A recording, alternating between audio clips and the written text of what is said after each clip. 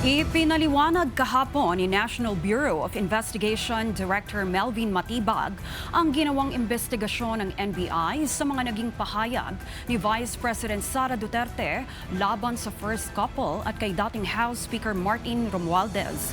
Kabilang naman aniya sa mga tinignan ay ang umano'y pattern of violence na iniuugnay sa Vice Presidente. Ang mga yan sa sentro ng balita ni Bernard Ferrer.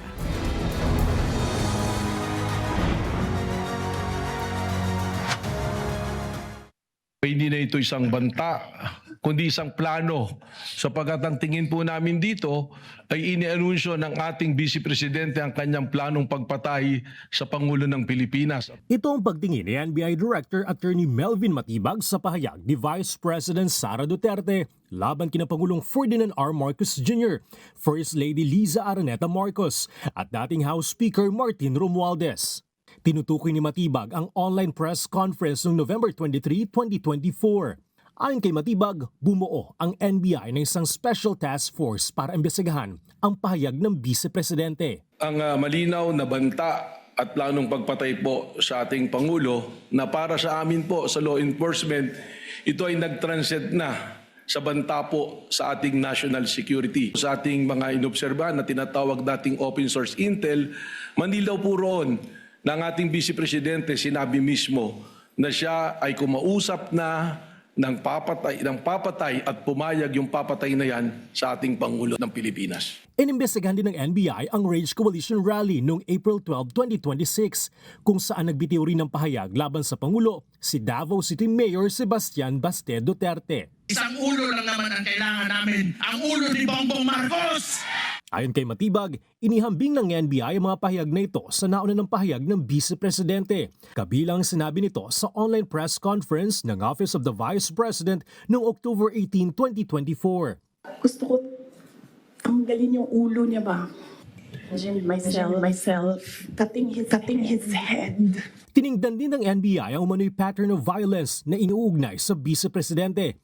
Kabilang ang isang insidente noong 2011 kung saan umano sinuntok nito ang isang sheriff ng Davao Regional Trial Court. Sa cross-examination, kwinestyon ni Defense Counsel Attorney Mark Villuan ang posibleng pagkiling ni Matibag matapos kumpirmahin na ang kanyang asawa na si Laguna 1st District Representative Lourdes Matibag ay isa sa mga lumagda sa impeachment complaint. The job of my wife as a legislator is totally detached from me being the director of the National Bureau of Investigation.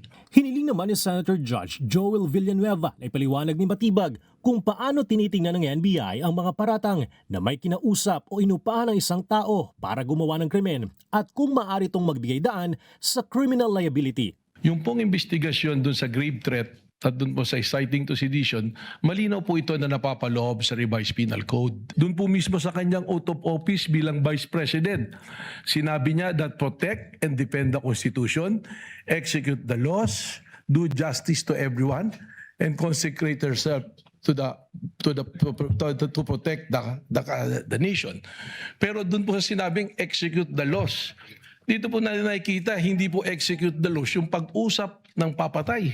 That is to execute the president. Kaya doon po papasok yung magkaiba na betrayal of public trust. Itinanong din ni Senator Judge Riza Ontiveros ang pagkakakilanlan ng vlogger na si Princess Maui, nakasama sa online press conference ng Vice Presidente noong 2024 at kung iniimbestigahan din ba ng NBI ang umano'y Operation Romanov. Ano pong background niya? Paano siya naging vlogger? Well, base po doon sa patuloy na pagmamonitor, siya po ay isang kritiko na madalas nagbablog at nagpo-promote po ng yung pong tinatawag natin at alam naman ng lahat na DDS po.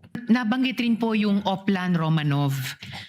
Sabi po ni Attorney Lotok, ang alam niya ay banta ito sa presidente at pamilya nila na nagmula kay Mayor Sebastian Duterte. Sa kabilang banda, ayon naman kay Princess Maui, ay banta daw po yan sa buhay ni Vice Presidente at pamilyang Duterte. Pareho po ba yang iniimbestigahan ng NBI? Ang alam ko po, na-cover na po ng NBI noon yung investigasyon dun sa aligasyon na yung Oplan Romanov ay banta sa Vice Presidente dahil nagpadala nga po ng subpoena kay Princess Maui at kay Vice President. Subalit, fortunately, hindi po yata sila dumali dyan. Pero nung yan po aming sinusuri din, yung binabanggit nyo po na Romanov, I think that was the January 18, 2024 na pahayag po ni Mayor Baste Duterte. Kinumpirma ni Matibag na may actionable intelligence ang NBI na nagpapakitang may nagpapatuloy na banta sa buhay ng Pangulo. Gayunman, nilinaw niya na wala silang actionable intelligence na nagsasaad na banta sa buhay ng Vice Presidente. Bernard Ferrer para sa Bayan.